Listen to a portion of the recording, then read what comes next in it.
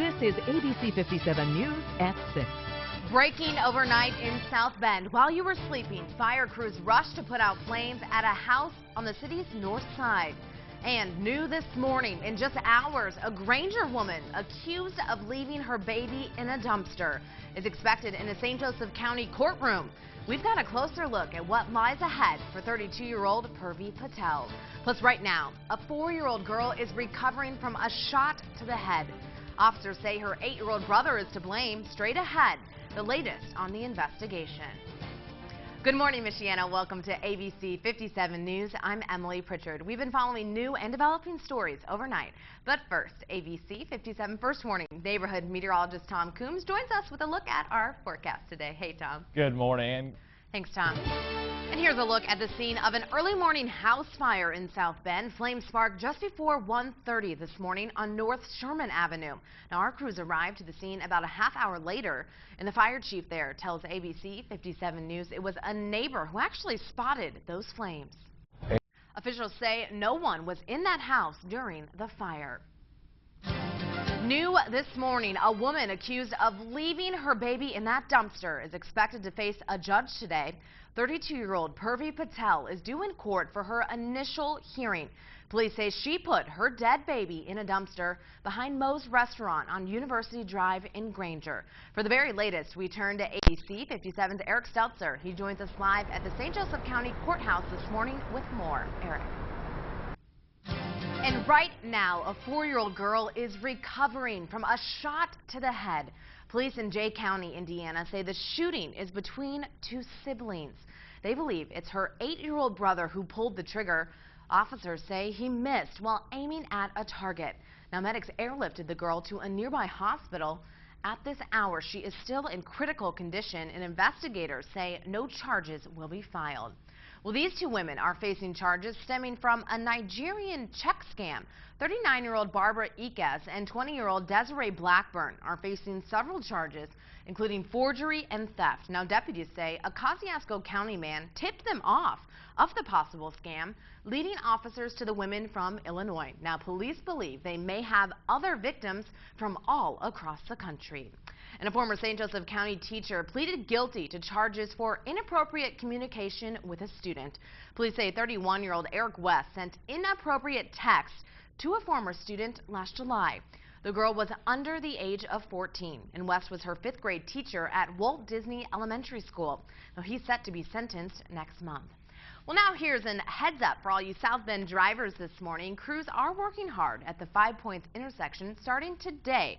Traffic on State Road 23 will be shifted to one lane in both directions. Now, 3 roads, including Notre Dame Avenue, Francis Street, and Twickenham, will also be closed, and they aren't set to reopen until mid-October.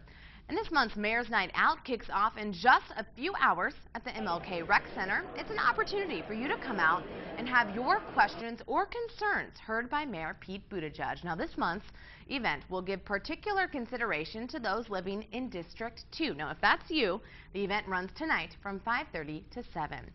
And we've been uncovering new developments about a deadly plane crash in Stark County. The coroner released the name of the pilot. It was Virginia native James Evans III. And we now know he was flying a homemade experimental aircraft when he crashed Sunday near the Stark County Airport. He was pronounced dead at the scene, and the FAA is investigating.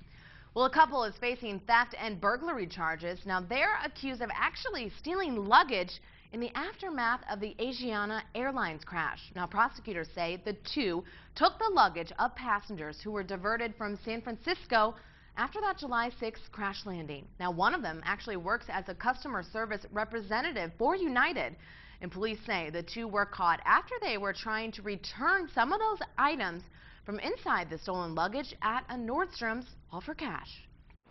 Our victim is well known in Nordstrom's. Well, police say the couple was caught on surveillance footage along with another woman taking the luggage. Now, the two are charged with felony grand theft and felony commercial burglary. Well, chilling new details from a student's murder as a Michigan college campus remains on edge this morning. Paul DeWolf was found dead in his off-campus fraternity house. Officers say he died from a single gunshot wound. Now, police are calling it a homicide, but they have no suspects or weapon and nothing out of place at his home. Now, his friends say they just can't think of any enemies he would have had. Now, the University of Michigan is increasing police patrols this morning, and they're warning students to stay alert as investigators hunt for his killer. Well, the time right now is 6:08, and he was behind the biggest leak of classified information in U.S. history. And this morning, the sentencing phase of a former U.S. Army intelligence analyst is set to begin. Still to come, the latest in the WikiLeaks trial of Bradley Manning.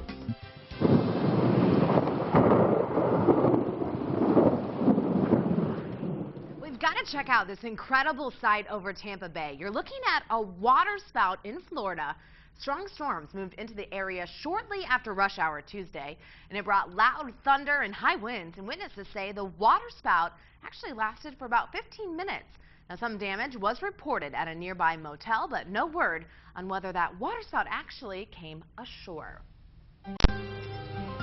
Now, what would that actually be comparable to something maybe we'd see in our area?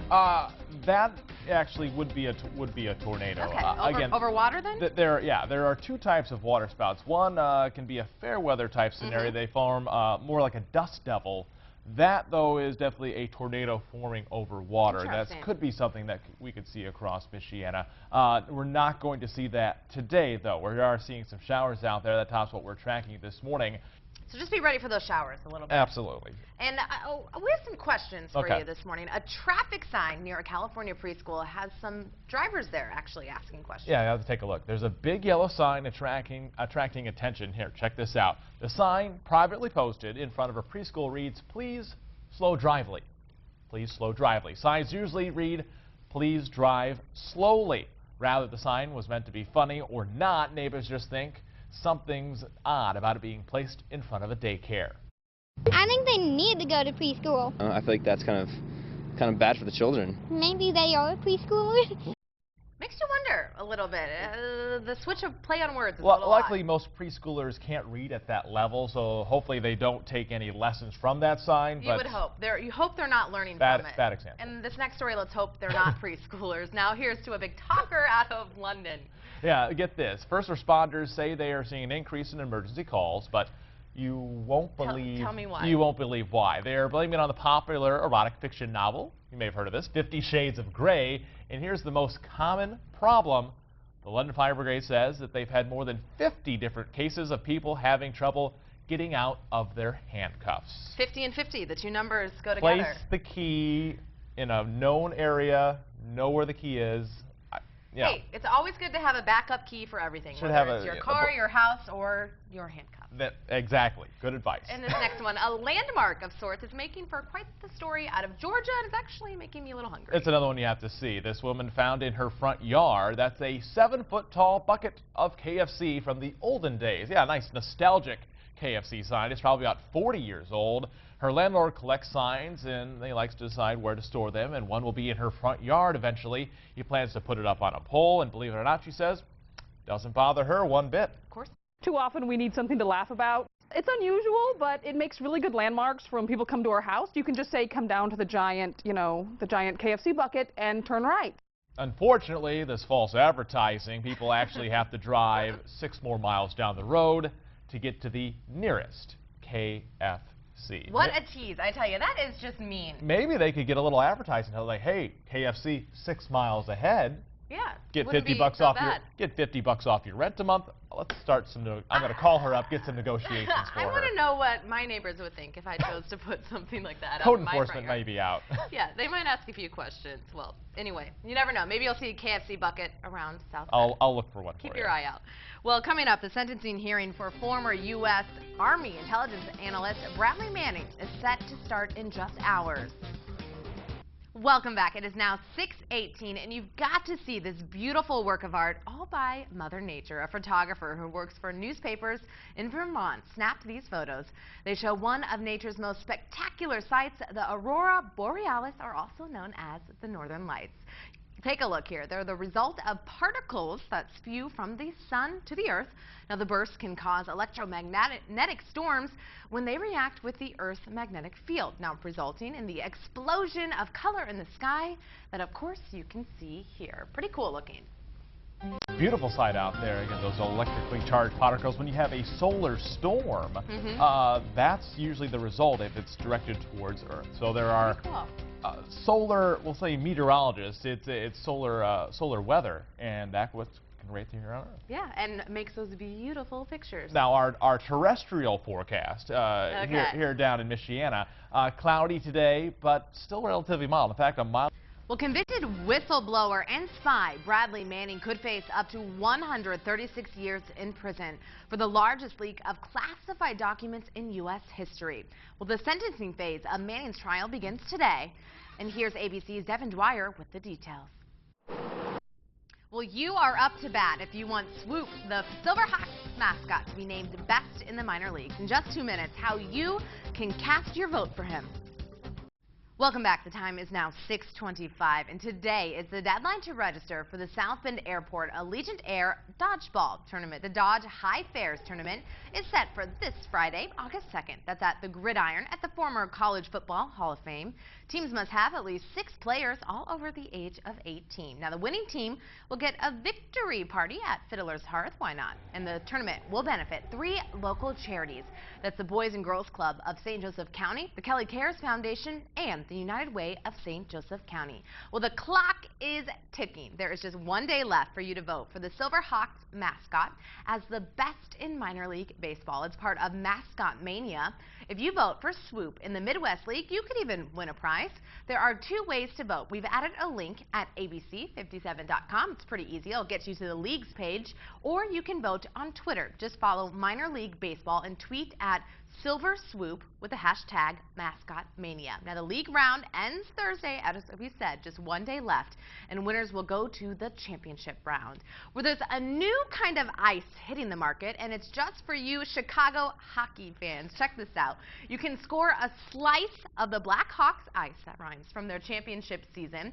The team is selling vials of melted ice from the United Center floor. Well, the money raised will go to the Blackhawks charities.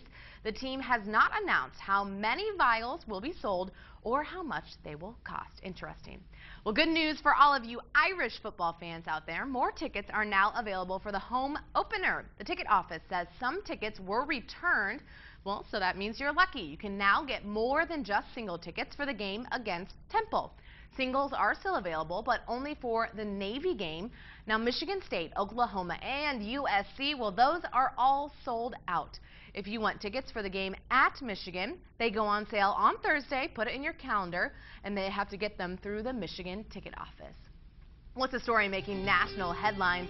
An Arkansas inmate literally jumps at the opportunity to get out of jail. The video that will have you talking this morning is straight ahead. But first, in just hours, a Granger woman accused of leaving her baby in a dumpster. Well, she's expected at the St. Joseph County courtroom.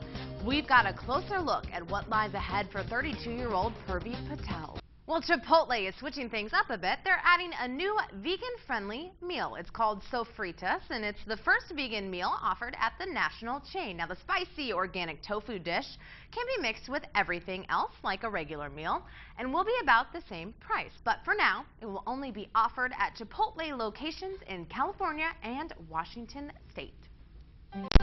Probably pretty good test markets for the vegan market. Yeah, but I feel a little left out here in Indiana. Not that I'm a fan of tofu. Yeah. I like tofu. It can be a nice little mix-up there. Really absorbs some flavors of the dish that you're cooking. All right, let's talk about the forecast. What about that weather? How's the weather? How's the weather out there? A little drizzly as you start out the day. We're going to have some light. Great. Thanks for joining us for ABC 57 News this morning. I'm Emily Pritchard.